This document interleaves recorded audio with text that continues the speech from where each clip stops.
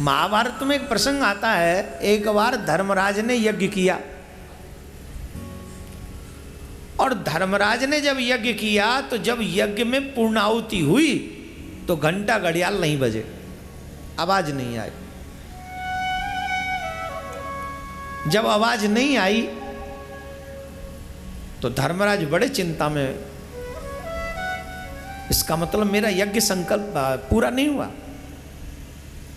इसका मतलब कोई त्रुटि हो गई, इसका मतलब कोई अपराध हो गया। क्या अपराध हुआ मुझसे? ब्राह्मणों का सम्मान किया गया, आचार्यों की सेवा की गई, उनका मान सम्मान किया गया, तो मुझसे ऐसा कौन सा अपराध हुआ जिसकी वजह से यज्ञ संपन्न नहीं हुआ? धर्मराज बड़े दुखी मन से मेरे नटखट कन्हैया के पास पहुंचे, कानूड़ा के पास, सरकार के हाथ जोड़े। वसुदेव सुतम देवम कंस चाणूर मर्दनम देवकी परमानंदम कृष्ण वंदे जगद्गुरु। हे जगद्गुरु, अब आप ही बताइए कि मुझसे ऐसा कौन सा अपराध हो गया जिसकी वजह से ये यज्ञ संपन्न नहीं हुआ। आजकल के जजमान तो मैंने ऐसे देखे, पैसा ले लो यज्ञ कर लेना, मैं 7 दिन नहीं आ सकता, 1 दिन आऊंगा। बोलो पूर्णाहुति दिन वाले आऊं कि शुरू वाले दिन आऊं?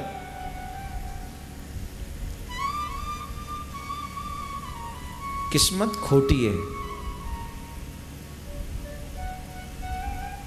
किस्मत सुधारनी हो, किस्मत बनानी हो तो 7 के 7 दिन आओ, 9 के 9 दिन आओ, जब तक यज्ञ चले, चाहे महीना भर चले, महीना भर आओ।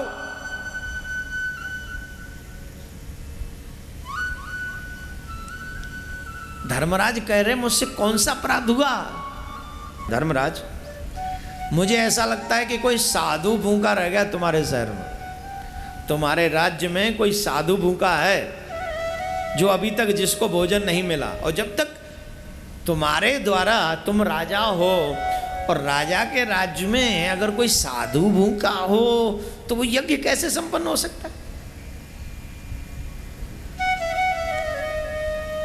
धर्मराज ने अर्जुन को दौड़ाया, अर्जुन जाओ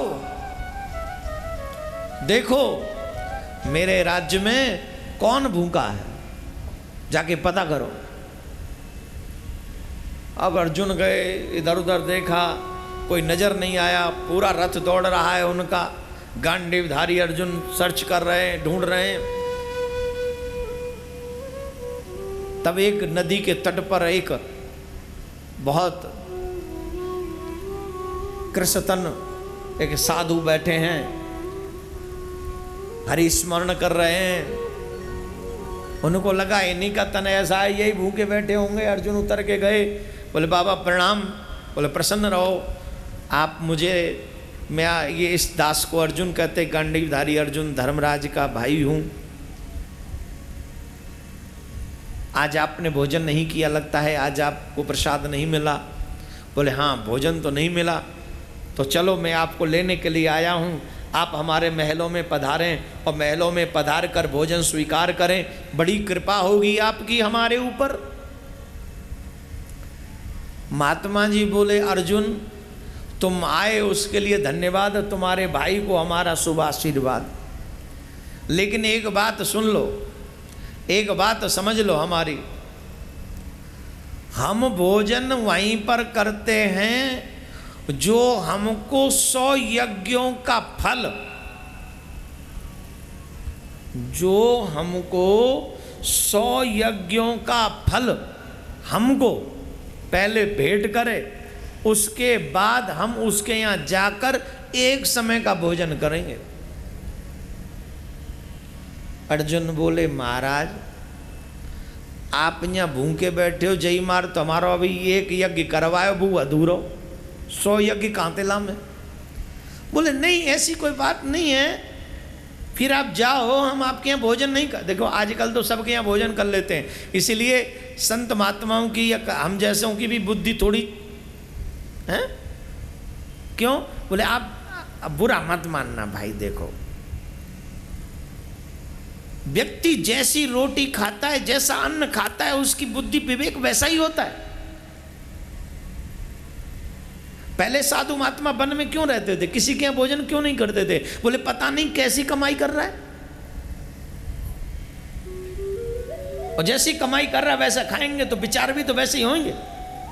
विचार कोई इंपोर्ट थोड़ी होंगे, वहीं से डेवलप होंगे। बाबा बोले देखो फिर हम भोजन नहीं करेंगे। अब अर्जुन ने खूब कहा, खूब कहा, खूब कहा, बल नहीं मारे, हम नहीं जाए। अब अर्जुन लौट के गए। अर्जुन जब लौट के गए, धर्मराज को बताया सारा विवरण। बोले महाराज एक बाबा जी बैठे तो हैं, पर कह रहे हैं 100 यज्ञ का फल दो। धर्मराज बोले एक यज्ञ तो अधूरी पड़ी है उनकी वजह से, 100 यज्ञ कहाँ से, पहला यज्ञ था ये तो। श्री कृष्ण ने कहा द्रौपदी को भेजो, द्रौपदी को। द्रौपदी जाएगी तो कोई बात बन जाएगी। द्रौपदी को कहा कि तुम जाओ, बाबा जी को मना के लाओ, रथ अगर तैयार करवाया। द्रौपदी बोली नहीं नहीं नहीं नहीं नहीं, और संत के पास जाना है तो रथ में जाएंगे। आप जा किसके पास रहे हैं ये सोचिए पहले।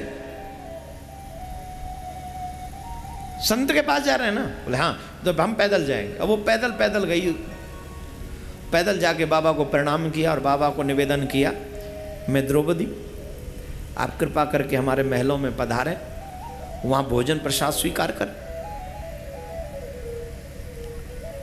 बोले देखो देवी, तुम्हारे पति अभी आए थे अर्जुन, हमने उनको मना कर दिया। क्यों?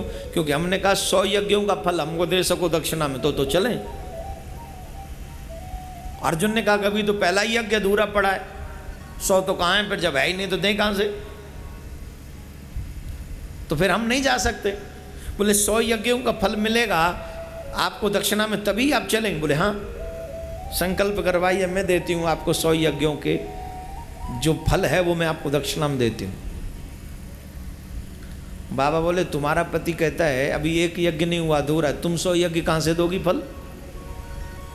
बोले बाबा एक बार मैंने गोविंद के मुख से एक बात सुनी थी और वो आप सबको सुननी चाहिए।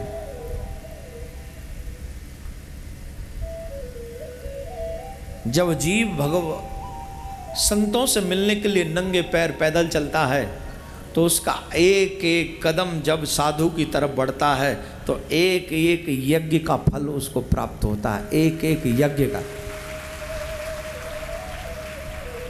विश्व शांति सेवा चैरिटेबल ट्रस्ट के द्वारा चलाए जा रहे सोशल मीडिया से आप सभी भी जुड़ें। YouTube के सब्सक्राइबर बनने के लिए YouTube में टाइप करें देवकीनंदन जी महाराज। फेसबुक पर पूज्य महाराज जी के आधिकारिक पेज को लाइक करने के लिए देवकीनंदन ठाकुर जी सर्च करें। ट्विटर पर पूज्य महाराज जी को DN_ठाकुर_जी फॉलो करें।